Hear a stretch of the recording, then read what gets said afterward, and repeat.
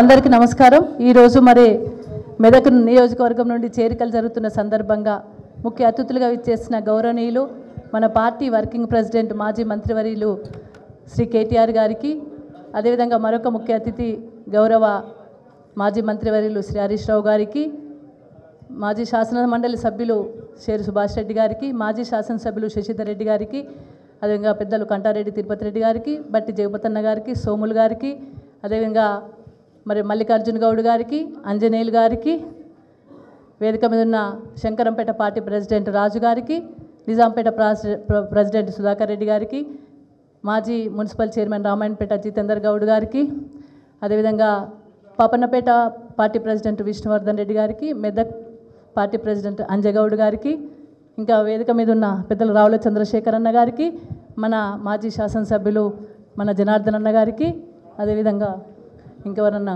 ఎర్రోల శ్రీనివాస్ గారికి, అదేవిధంగా ఇంకా వేదిక మీద ఉన్న పెద్దలకు, వేదిక ముందున్న ఈరోజు చేరబోతున్న మా తమ్ముళ్లకు, అదేవిధంగా వాళ్ళకు సపోర్ట్గా వచ్చిన మిగతా నియోజకవర్గం నుండి వచ్చిన మా నాయకులకు, మా మీడియా మిత్రులకు అందరికీ కూడా పేరు పేరున హృదయపూర్వక నమస్కారాలు తెలియజేస్తూ ఉన్నాను। మరి మొన్న జరిగిన ఎన్నికలలో మెదక్ నియోజకవర్గంలో కొంచెం ఇబ్బందికరమైన పరిస్థితులు వచ్చినప్పటికీ కూడా మనం 19 నెలలుగా ఆ నియోజకవర్గంలో మరి అనేక రకాల కార్యక్రమాలతోని ముందున్న సందర్భంలో ఒకరోజు మరి మా బ్రదర్స్ అందరూ కూడా మేము బీఆర్ఎస్ పార్టీలో వచ్చేస్తాం అక్క, మాకు అక్కడ ఇముడతలేదు, అక్కడ ఇబ్బందికరమైన పరిస్థితులు ఉన్నాయని కూడా చెప్పడం జరిగింది। మంత్రి గారిని, మాజీ మంత్రి గారిని కూడా కలవడం జరిగింది। దాంతో వాళ్ళని వెల్కమ్ చేయడం జరిగింది।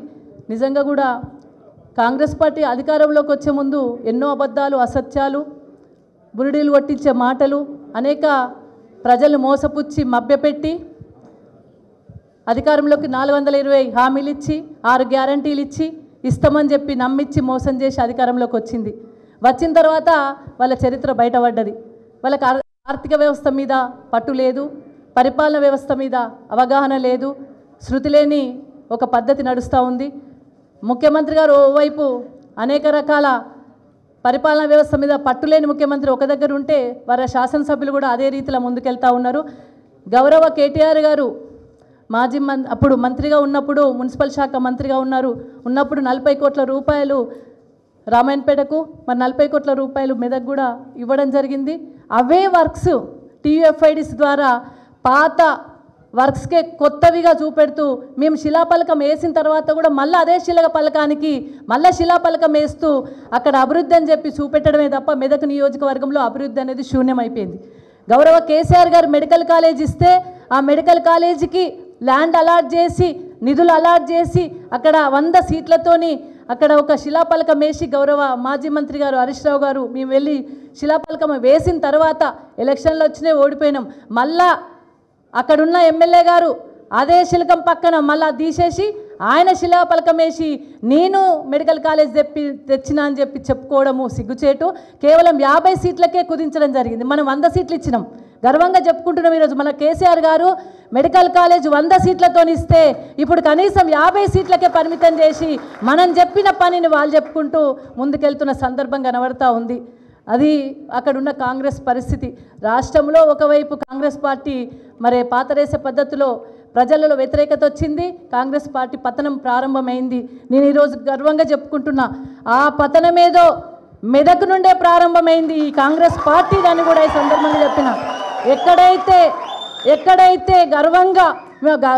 గర్వంతో ఎక్కడైతే ఓడగొట్టినామని చెప్పేసి గర్వంతో విర్రవీగుతున్నారో వాళ్ళకి ఈరోజు అక్కడి నుండే మళ్ళీ మీ పతనం కూడా ప్రారంభమైంది, మీ కాంగ్రెస్ పార్టీ పతనం ప్రారంభమైంది।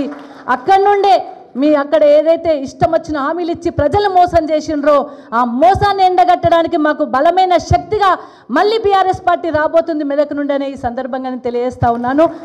మరి మా తమ్ముళ్ళు కూడా ఈరోజు వెళ్ళి మళ్ళీ అందరు కూడా స్వంత గూటికి వస్తున్నారు।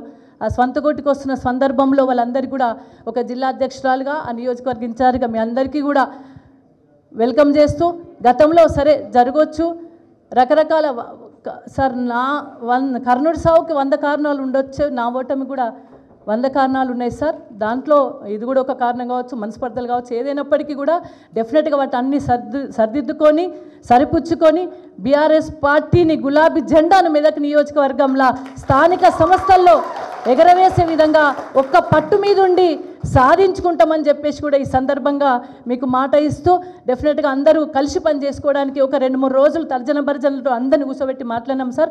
అందరూ కూడా కలిసి పని చేయడానికి సిద్ధంగా ఉన్నాం. మళ్ళా మెదకుల గులాబీ రెపరెపలు ఆడేంత వరకు మేమందరం కూడా పనిచేస్తామని అందరూ ఒక్కతాటి మీదకి వచ్చి చెప్పడం జరిగింది సార్. వారందరూ కూడా ధన్యవాదాలు తెలియజేస్తున్నా.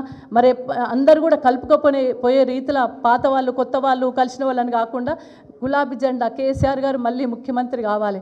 కేసీఆర్ గారు ముఖ్యమంత్రి అయ్యేంత వరకు అహర్నిశలు కూడా మేము ఖచ్చితంగా అందరం కలిసి పనిచేస్తామని కూడా ఈ సందర్భంగా మీకు తెలియజేస్తూ మరి ఇప్పుడు సార్ వాళ్ళ ఇద్దరితో మాట్లాడిద్దామని చెప్పేసి కూడా చేస్తాను.